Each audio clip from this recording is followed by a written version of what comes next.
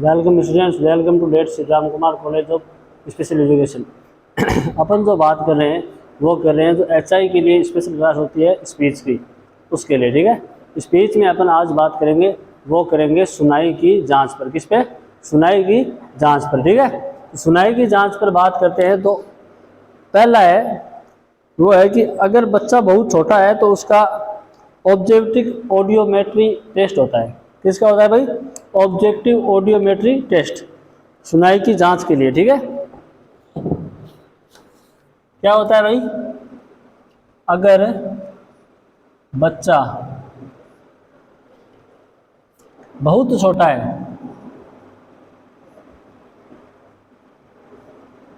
बहुत छोटा है, तो उसका ऑब्जेक्टिव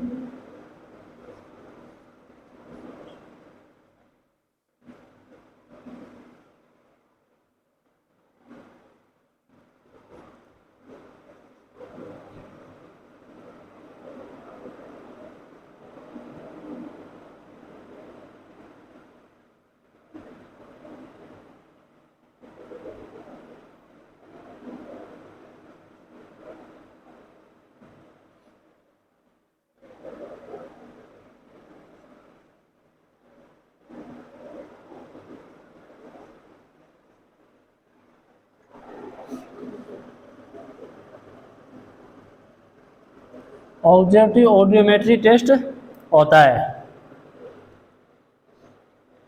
सॉरी, टेस्ट के द्वारा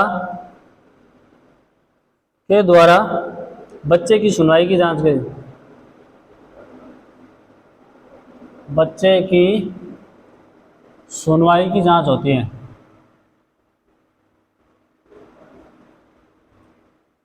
सुनवाई की जांच होती है। जैसे दो जांचें होती है, BERA, और एक होती है OAE, है ना। इस प्रकार की टेस्टिंग वो 5 वर्ष से कम उम्र के बच्चों में होती है।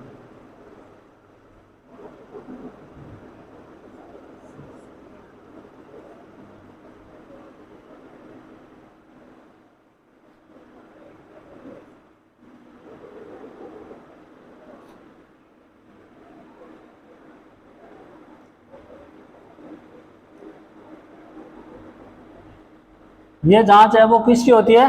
5 वर्ष से कम उम्र के बच्चे होते हैं उनकी ये जांच होती है। और जो 5 वर्ष से अत्यधिक उम्र के बच्चे होते हैं,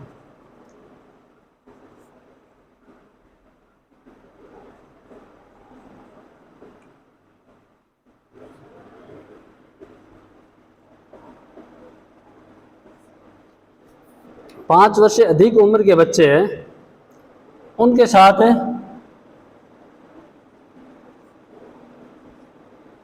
होती है प्योर टोन ऑडियोमेट्री।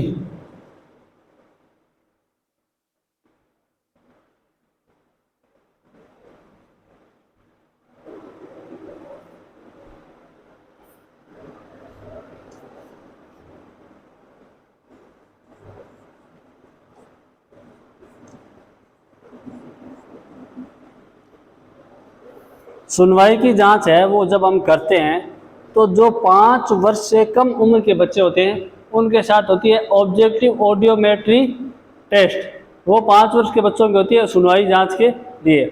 और इस प्रकार ये टेस्टिंग 5 वर्ष से कम उम्र के बच्चों की होती है। दूसरा है वो है 5 वर्ष से अधिक उम्र के बच्चे के साथ प्योर टोन ऑडियोमेट्री की जांच होती है। ठीक है, तो ये होगी सुनवाई की जांच के दो टॉपिक्स। ठीक है,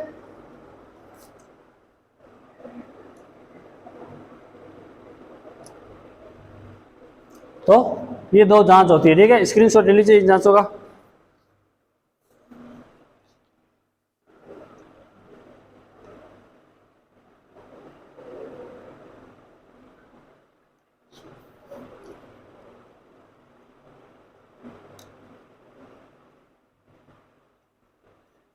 ले लिया होगा।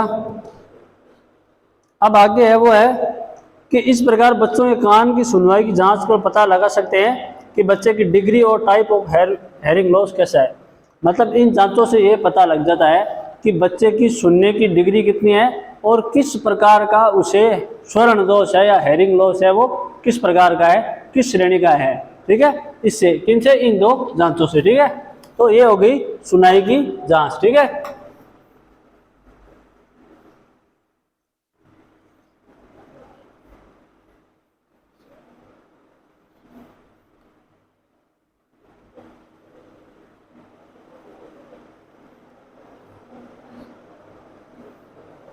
अगला है वो है वाणी की जांच, सॉरी वाणी की जांच। अगला है वो है वाणी की जांच।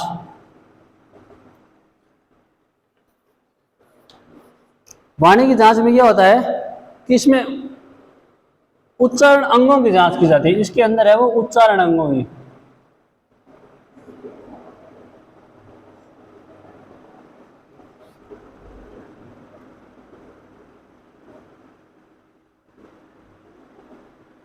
फिर ये क्या जाती है, उच्चारण अंगों की जांच। जैसे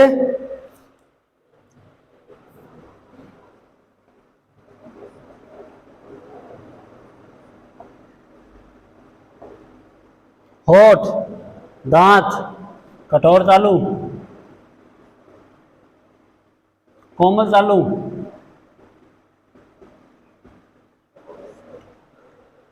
ठीक है। जीभ की जांच, वह जीभ की जांच होती है। किसकी होती है, जीभ की जांच। तो उच्चारण में उच्चारण स्थानों की या उच्चारण अंगों की जांच की जाती है। उच्चारण स्थान कौन से है, होठ, दांत, कठोर तालु, कोमल तालु, जीभ, है ना। अपन ने पहले क्लास में पढ़ा है ना, तालव्य, ओष्ठ्य है ना, कंठोष्ठ्य है ना, तो ये सभी उच्चारण अंग होते हैं ना, और इन्हीं उच्चारण अंगों की जांच है वो की जाती है। ठीक है, किसके अंदर, वाणी जांच के अंदर। ठीक है, अगला है वो है उच्चारण की जांच।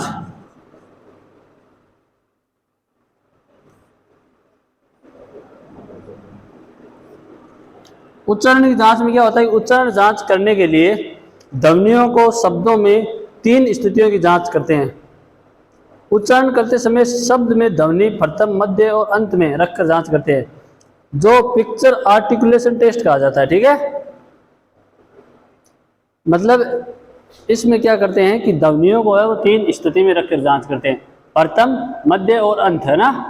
और इस जांच को क्या कहते हैं, इसमें ध्वनि को 3 स्थितियों में रखकर जांच की जाती है। स्थितियां कौन सी होती है, पहली स्थिति होती है वो होती है प्रथम, दूसरी मध्य और तीसरी होती है वो होती है अंतिम। ठीक है, ये 3 स्थितियां होती है और इस जांच को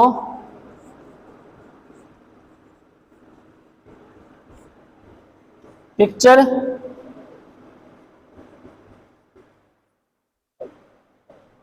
आर्टिकुलेशन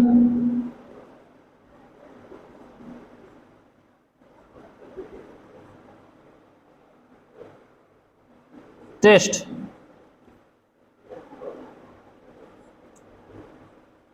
कहा जाता है।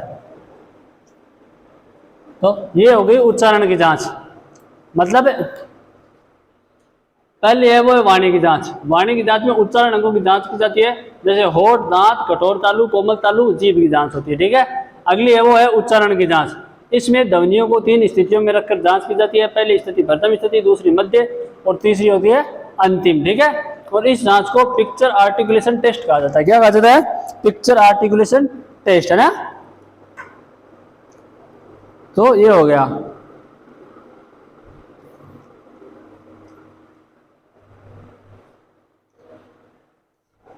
अब आगे बात करते हैं, सॉरी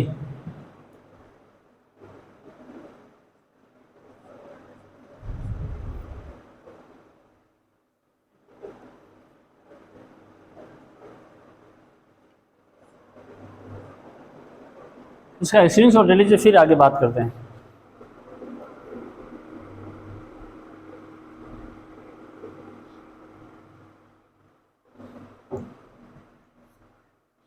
ले लिया होगा।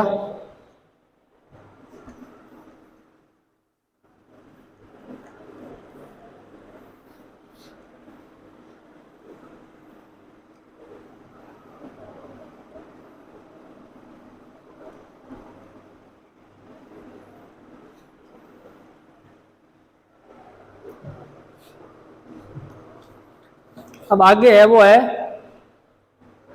4.7 कक्षाओं में समूह भाषण में रूपरेखा।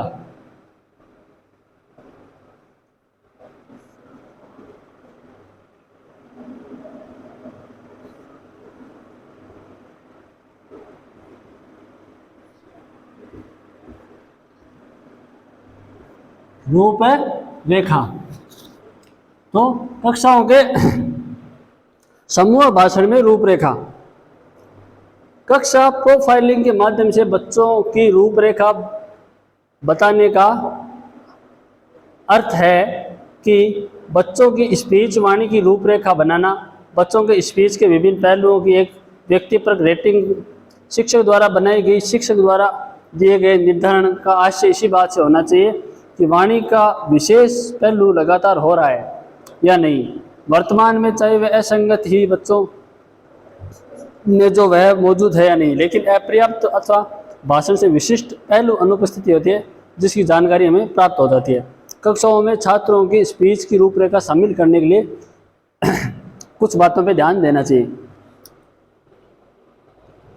कक्षा में प्रोफाइलिंग के माध्यम से, यानी प्रोफाइलिंग के माध्यम से मतलब जैसे बच्चे की एक प्रोफाइल बनाते हैं, फिर प्रोफाइल के अनुसार उन बच्चों की है वो वाणी का टेस्ट दिया जाता है, और वाणी का टेस्ट देकर उनके भाषण का है वो रेटिंग दिया जाता है। उस रेटिंग में पता चलता है शिक्षक को कि बच्चा है वो किस प्रकार से वाणी का विकास कर रहा है, किस प्रकार से वाणी है वो अग्रसर हो रही है ना।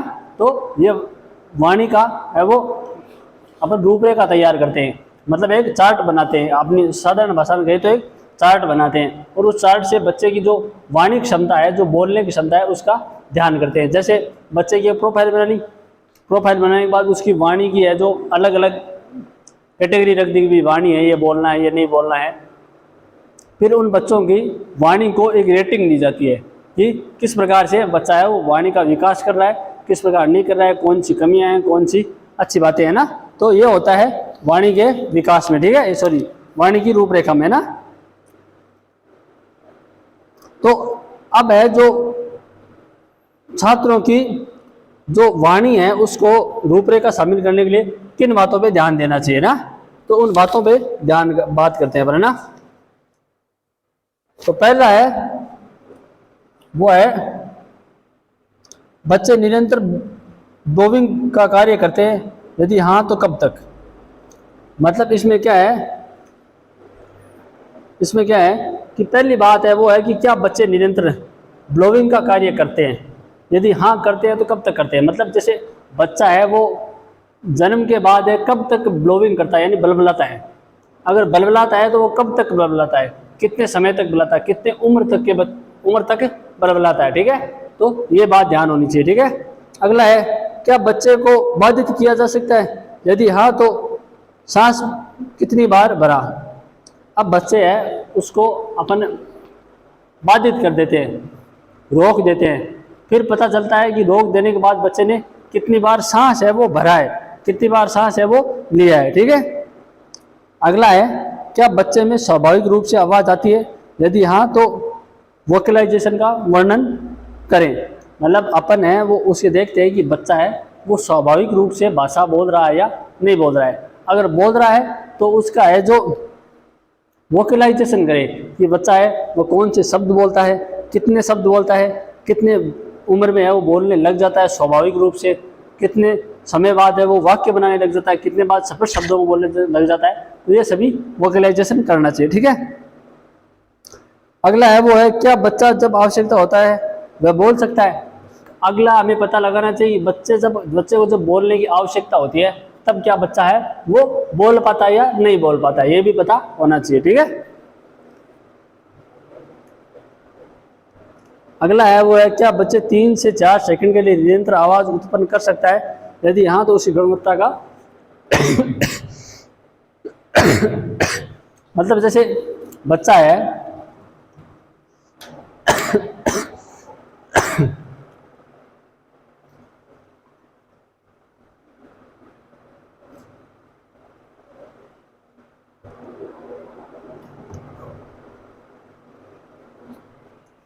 बच्चा है वो 3 या 4 सेकंड में है वो शब्दों को बोल पाता है या नहीं बोल पाता है ना। गुण, और अगर बोल पाता है तो वह उन शब्दों की गुणवत्ता कैसी है, अच्छी है, बुरी है, मध्यम है, कैसी गुणवत्ता के शब्दों का वह निर्माण कर सकता है। ठीक है। अगला है, क्या बच्चे एक श्रृंखला में स्थायी रूप से 1-2 सेकंड तक वाणी का उत्पादन कर सकते हैं? यदि हाँ तो उसकी गुणवत्ता का वर्णन करें। अब क्या है, ये पूछ रहा है कि बच्चा है वो एक श्रृंखला में, श्रृंखला मतलब जैसे लाइन वाइज, श्रृंखला मतलब लाइन वाइज एक सीधी रेखा में, है ना, वो वाणी को बोल सकता है या नहीं बोल सकता है। अगर बोल सकता है तो वह किस प्रकार की वाणी को बोल सकता है, कि अच्छी वाणी है, बुरी है, मध्यम है। ठीक है, तो उस वाणी की गुणवत्ता कैसी है, बच्चा किस प्रकार की वाणी बोल रहा है। ठीक है। अगला है, क्या बच्चा वो 3 वोकलाइजेशन एक अवधि में धारा प्रवाह उत्पन्न कर सकता है? बच्चे क्या निरंतर रूप से ऐसा कर सकते हैं? बच्चा है उसकी है वो वोकलाइजेशन की जो सारणियाँ बनाई जाती है, वो 3 वोकलाइजेशन करने के बाद में उसकी वाणी की गुणवत्ता जांची जाती है, और उसमें यह पता लगाया जाता है कि बच्चा है वो निरंतर कर रहा है, बच्चा है निरंतर वाणी का उत्पादन कर रहा है, बच्चे की वाणी उत्पादन करने की क्षमता कितनी बढ़ गई है, बच्चा है वो किस प्रकार की भाषा बोल रहा है, किस प्रकार की भाषा की वाणी बोल रहा है, शुद्ध वाणी बोल रहा है, अशुद्ध बोल रहा है या अन्य कोई, है ना। तो ये सब पता लगाया जाता है। ठीक है। अगला है, क्या बच्चा लाउड वॉइस और सॉफ्ट वॉइस और फुसफुसाने की आवाज़ में 3 सेकंड तक श्रृंखला में उत्पादन कर सकता है? बच्चा है वो आवाज़ को मतलब जैसे एक जोर से बोलता है, धीरे बोलता है, एक धीरे धीरे फुसफुसाता है, इन शब्दों को इन जो क्रियाओं को वह 3 सेकंड के अंतराल से कर सकता है या नहीं कर सकता है। ठीक है। अगला है वो है, क्या बच्चा उसे 4 सेकंड में हाई पिच, मिड पिच और लो पिच अलग अलग तरह की आवाज़ उत्पन्न कर सकता है? बच्चा है वो 4 सेकंड के अंदर high pitch, low pitch, medium pitch, इन सभी को है वो एक साथ मैनेज कर सकता है या नहीं कर सकता है। ठीक है। तो ये हो गया है वो कक्षाओं में भाषण की रूपरेखा तैयार करने की कुछ टॉपिक्स। ठीक है। अब अगला है वो है अपना खंड विश्लेषण। अगला है वो है खंड विश्लेषण।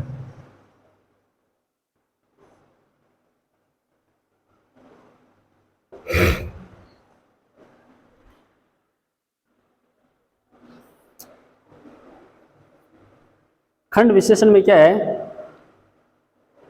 कि क्या बच्चा वाक ध्वनि का सही उत्पादन करता है, यदि नहीं तो क्या कमी है उसका आंकलन करें। खंड विश्लेषण में क्या होता है कि बच्चा वाक ध्वनि को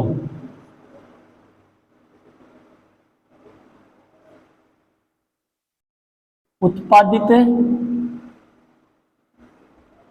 कर सकता है, अगर नहीं करता है तो क्या कमी है, क्या कमी है उसका आंकलन करना है।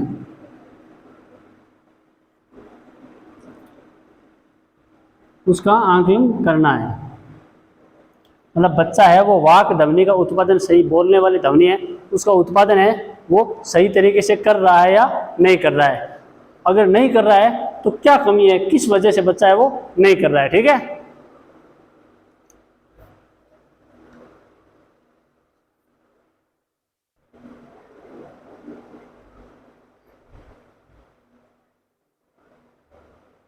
अब आगे है वो है, चाहे कोई भी पैटर्न हो, जैसे वोकल कॉन्स्टेंट या फिर कॉन्स्टेंट वोकल या फिर सीवीसी, बच्चे को दोहराया जा सकता है। बच्चे को है वो बलबलाना है, बोलना है, धीरे से बोलना है, जोर से बोलना है, वो सभी सिखाया जा सकता है, ठीक है, या दोहराया जा सकता है। क्या बच्चा वर्बल कम्युनिकेशन का उपयोग करता है? क्या बच्चा वर्बल कम्युनिकेशन का उपयोग करता है? ध्वनि विज्ञान पर बच्चे से कौशल रूपरेखा प्रस्तुत करता है? यदि हाँ तो वह शब्दों या वाक्यों का उपयोग करता है, तो वह उच्चारण दोष करता है। यदि हाँ तो सब्स्टिट्यूशन, ओमिशन, डिस्ट्रैक्शन और कमियों को पहचानिए, वर्णन, एडिशन करें। ये शब्दों और वाक्यों में मौजूद है, क्या दोष है, क्या असंगत है। बच्चा है वो बोलते समय किन गलतियों को करता है, कौन सी गलतियां करता है, उसे बोलने में कोई कठिनाई आती है तो वह किस प्रकार की कठिनाई का सामना करता है, वह उसके लिए संगत है या असंगत है ना, तो ये जांच करनी चाहिए, ठीक है। अगला है कि यदि बच्चा सब्स्टिट्यूशन, ओमिशन और डिस्ट्रैक्शन है ना, इन सभी से ग्रसित है तो उसे इलाज देना चाहिए सही समय पर। उसे है वो जो वाक भाषा है उसका प्रशिक्षण देना चाहिए, ताकि बच्चा है वो सही तरीके से वाक भाषा का उपयोग कर सके ना। अगला है बच्चे की स्पीच से पर्याप्त या बच्चे की स्पीच है वो पर्याप्त है या नहीं है, वह लगातार उत्पादन कर रहा है या नहीं कर रहा है। बच्चा है उसकी स्पीच है वो पर्याप्त है या अपर्याप्त है। बच्चा जो भाषा बोल रहा है, जो वाणी बोल रहा है, वह उसके लिए पर्याप्त है या नहीं है, ठीक है। अगर पर्याप्त है तो ठीक है, वह नहीं है पर्याप्त है तो क्यों पर्याप्त नहीं है, किस वजह से पर्याप्त नहीं है, उसका भी है वो पता लगाना चाहिए। अगला है बच्चे की वाणी की सुगमता की रेटिंग क्या है। बच्चे की वाणी की सुगमता, बच्चा जो भाषा बोल रहा है उसकी रेटिंग क्या है, किस प्रकार की रेटिंग में बोल रहा है। जैसे रेटिंग होती है ना 1 स्टार, 2 स्टार, 3 स्टार, 4 स्टार और 5 स्टार, तो किस प्रकार की रेटिंग है वो बच्चे की वाणी को मिलनी चाहिए, ये भी है वो तैयार करके देनी होती है। कक्षा में वाणी की रूपरेखा स्पष्ट करनी चाहिए और यह मूल्यांकन एनुअली या वार्षिक रूप से करना चाहिए। और कक्षा में है वो वाणी की एक रूपरेखा तैयार करनी चाहिए और उसे एनुअली यानी वार्षिक तौर पर है वो दिखानी चाहिए, ठीक है। तो ये हो गया खंड विश्लेषण है ना, इसका स्क्रीनशॉट ले लीजिए, फिर आगे बात करते हैं।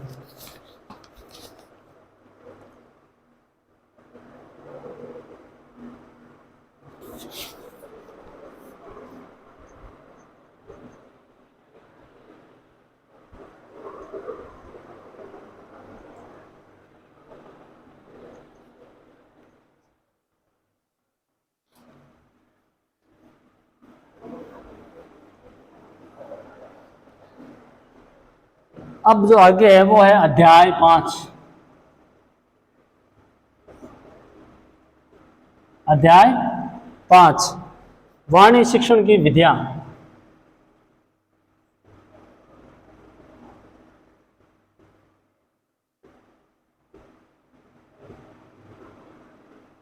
वाणी शिक्षण की विधियां, और इसमें है वो 5.1 वाणी शिक्षण के लिए इस्तेमाल की जाने वाली विभिन्न विधियां।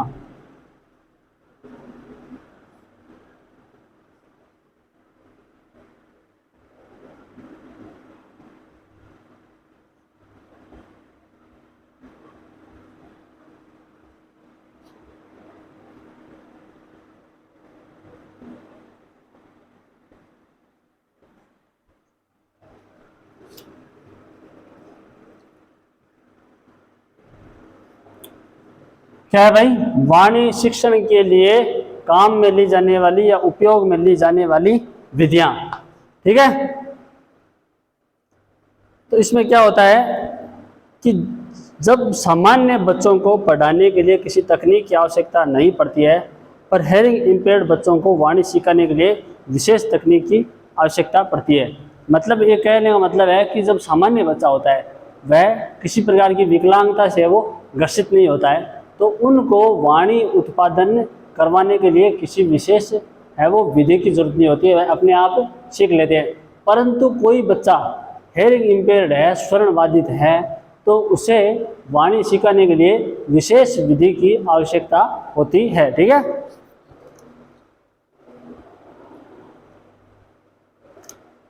एचआई बच्चों के लिए उपयोग में ली जाने वाली तकनीकों में अलग अलग तरीकों से उनकी वाणी और भाषा को विकसित किया जाता है। जो हेयरिंग इम्पेयर्ड बच्चे हैं, स्वर्ण बाधित बच्चे हैं, उनको वाणी का वो विकास करवाने के लिए, वाणी का प्रशिक्षण देने के लिए अलग अलग प्रकार की विधियों का है वो प्रयोग किया जाता है, ताकि उनकी भाषा और वाणी है वो विकसित हो सके, ठीक है। तो उनमें कुछ विधियां हैं। उनमें जो पहली विधि है वो है स्वर्ण ग्लोब विधि।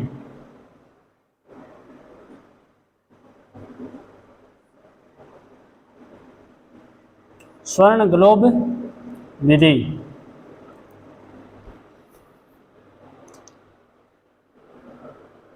तो स्वर्ण ग्लोब विधि को विकसित करने के लिए ऑडियोटरी सिग्नल की बहुत आवश्यक होता है। धारा प्रवाह से जुड़े हुए विकास का होना आवश्यक है। इन सभी तरीकों से बोले जाने वाली विकसित करने वाली मुख्य माध्यम माना जाता है। ठीक है, इस तकनीक के अनुसार साफ बोली पाने के लिए सुनना अत्यंत महत्वपूर्ण है और सुनने के लिए कारणों का प्रयोग किया जाता है। सुनने के लिए निम्नलिखित कारणों का है वो प्रयोग किया जाता है। मतलब इन स्वर्ण ग्लोब विधि है, इसको विकसित करने के लिए हमें ऑडियोट्री सिग्नल का आवश्यक होता है। ऑडियोट्री सिग्नल मतलब जिससे बच्चे को सुनाई दे सके ना, बच्चे को सुनाई दे सके ना, और वह जो धारा प्रवाह है हमारा, जो भाषा का धारा प्रवाह, वाणी का धारा प्रवाह है, उससे जुड़ सके और उसकी वाणी है वो विकसित हो सके। ठीक है, तो इस तकनीक के अनुसार वह साफ बोली पाने के लिए सुनना महत्वपूर्ण होता है। इस तकनीक में साफ वाणी मतलब जो स्वच्छ वाणी होती है, शुद्ध वाणी होती है, उससे बोलने के लिए सुनना सबसे महत्वपूर्ण होता है। बच्चा जब सुनेगा तभी वह साफ वाणी का उपयोग कर पाएगा। ठीक है, इस तथा सुनने के लिए निम्नलिखित कारणों के लिए प्रयोग किया जाता है। सुनने के लिए जो निम्नलिखित कारण है उनका प्रयोग किया जाता है। पहला कारण है वो है, इसमें पहला कारण है वो है बच्चे के साथ भाषा बोलने के लिए।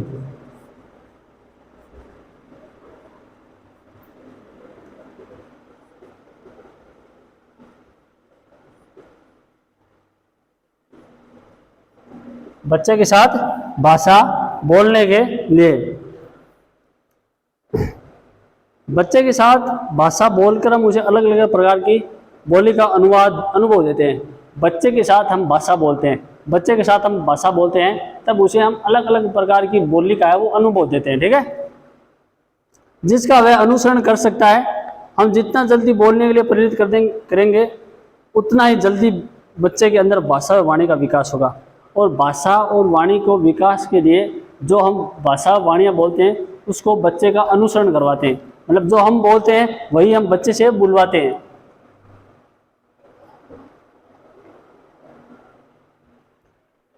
हम जो बोलते हैं हम वही बच्चे से बुलवाते हैं। ठीक है, इससे है वो बच्चे है वो जल्दी बोलने के लिए है वो प्रेरित होते हैं और वो जल्दी जल्दी है उस भाषा को सीख लेते हैं। ठीक है, एचआई बच्चों में भी सामान्य बच्चों की तरह वाणी और भाषा सीख सकता है। और एचआई बच्चा है, हेयरिंग इम्पेयर्ड बच्चा है, स्वर्णबाधित बच्चा है, वह भी सामान्य बच्चों की तरह भाषा व वाणी सीख सकता है। बच्चे को भाषा बोलने के लिए प्रेरित करते समय शिक्षक को कुछ बातों का ध्यान रखना चाहिए। कौन कौन सी बातें हैं वो रखनी चाहिए? तो पहली है वो है बच्चे को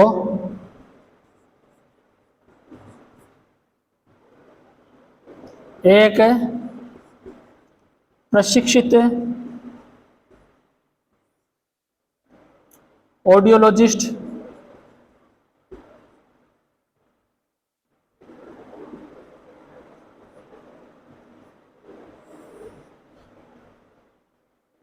और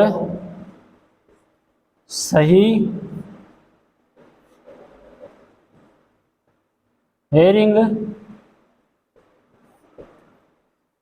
ऐड दिलवाना चाहिए।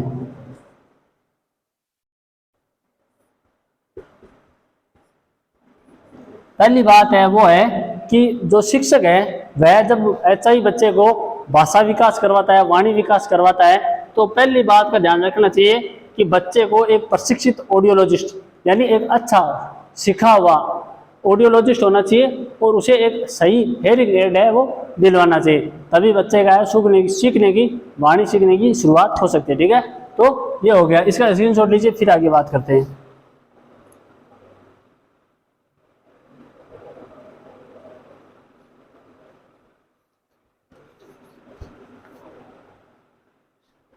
ले लिया होगा।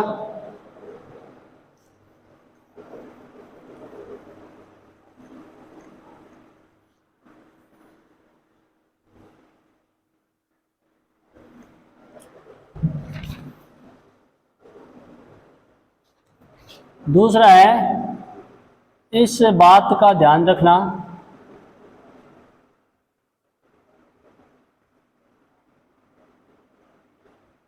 कि वातावरण में ज़्यादा शोर ना हो।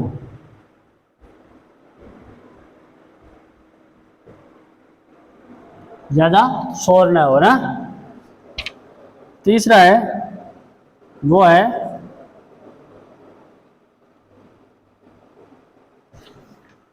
शिक्षक के चेहरे पर प्रकाश होना चाहिए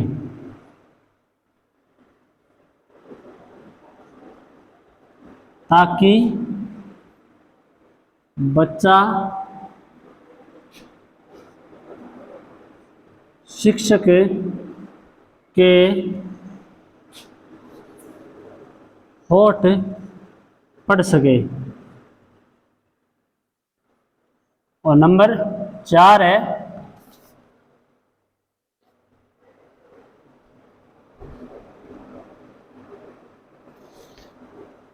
शिक्षक को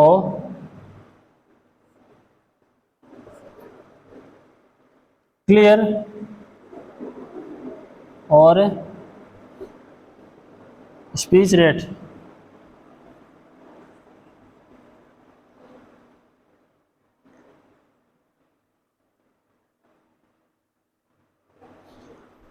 सामान्य रखनी चाहिए।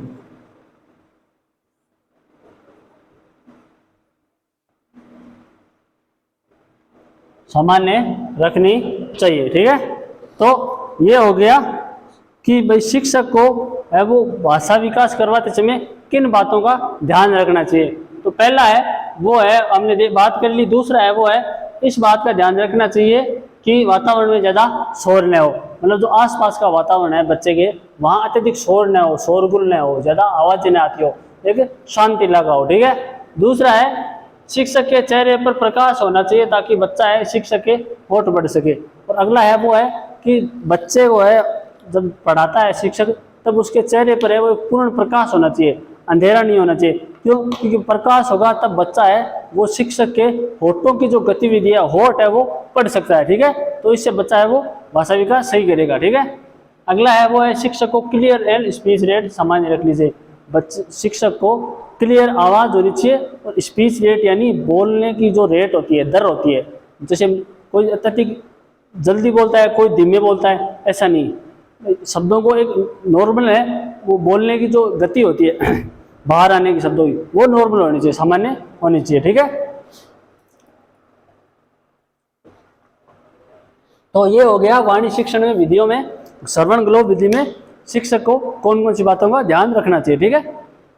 तो इन बातों का ध्यान रखना चाहिए, इसका स्क्रीनशॉट ले लीजिए। आज के लिए इतना ही, बाकी करेंगे अपन कल, ठीक है। और आपको क्लास में किसी भी प्रकार की परेशानी का सामना करना पड़ रहा है, कुछ भी समझ में सही तरीके से नहीं आ रहा है तो हमें इनबॉक्स में सूचित करें ताकि हम आपकी समस्या का समाधान कर सकें। धन्यवाद।